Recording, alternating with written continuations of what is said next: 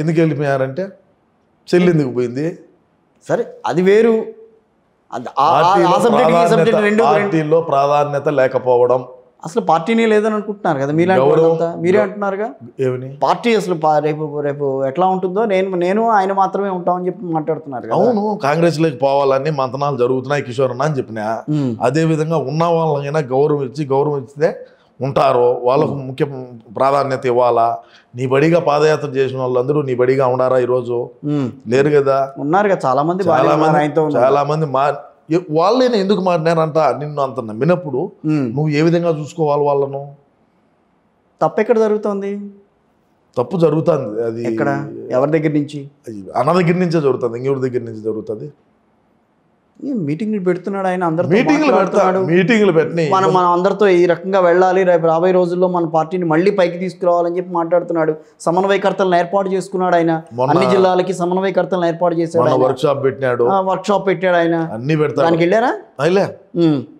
వర్క్షాప్కి వెళ్ళకుంటేట మరి ఆ వర్క్షాప్ లో చాలా విషయాలు మాట్లాడాడు కదా ఆయన. అవన్నీ బయట చెప్పకూడదు కదా. మేము మా పార్టీ అంతర్గతంగా జరిగినటువంటి సమావేశాలను మీ మీడియా చెప్పి మమ్మల్ని అందరినీ బయట పెట్టమని రోడ్ల అవన్నీ చెప్పకూడదట.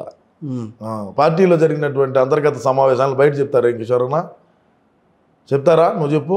ఏమో చెప్పొచ్చుగా, ఒకటి రెండు పాయింట్లు ఏది చెప్పుకుంటారు కదా. చెప్పొద్దని చెప్పినాడు అన్న. కీలకంగా కొన్ని పాయింట్లు ఉంటాయి, మేము ఇట్లా వెళ్దాం, రాబోయే రోజుల్లో జరుగుతాయి పరిణామాలు చూస్తారు మీరు.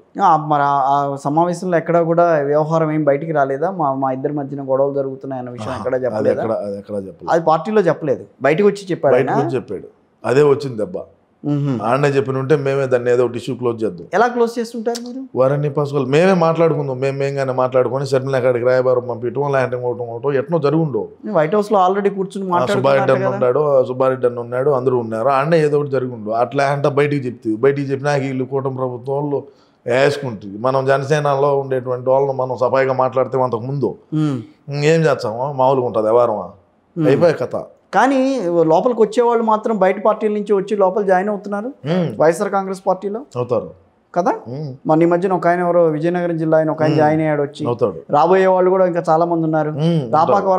మీరు ఆయారామ్స్ ఉంటారు, గయారామ్స్ ఉంటారు. ఏ పార్టీ ఇది? వచ్చేవాడు నీకు నచ్చకుంటే నువ్వు పక్కకు పోతావు, నచ్చినోడు మా పార్టీలోకి వచ్చాడు, దాంట్లో ఏం పెద్ద ఇది లేదా.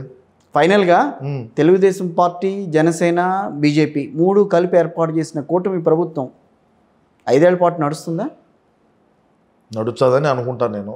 వాళ్ళు ఇచ్చిన హామీలన్నీ నెరవేరుస్తారా? వచ్చి కొద్ది రోజులే కదా అయింది, చూద్దాం. అన్ని హామీలు నెరవేర్చాలి. 6 హామీలు ఉన్నాయి. సూపర్ 6 ఏదో ఉన్నాయి. సూపర్ 6 ఉంది. సూపర్ 6లో ఏవి కూడా ఇప్పటి వరకు అమలు కావట్లేదని చెప్పి మాట్లాడుతున్నారు. ఇప్పటికే పార్టీ మీద నెగిటివ్ వస్తుందని చెప్పని అంటున్నారు. దాన్ని ఎన్కాష్ చేసుకునే ప్రయత్నం ఎందుకు చేయట్లా వైఎస్ఆర్ కాంగ్రెస్ పార్టీ? మా వాళ్ళు అదే చేస్తాను. నేను చేస్తాగా నవ్వుతావు ఎందుకు? అదే మా వాళ్ళు ఏడైనా మాట్లాడినారా? మాట్లాడితే భయం. మన అవినీతి ఇప్పుడు కూటమి ప్రభుత్వం వచ్చి 100 రోజులు అయింది సార్, 100 రోజులు పైన అయింది అనుకో. అవును. ఈ సందన్నే వాళ్ళన్నీ చేయలేకపోయి మనం 5 ఏళ్ల పాటు పెరిగి కట్టలు కట్టింది ఏమీ లేదు.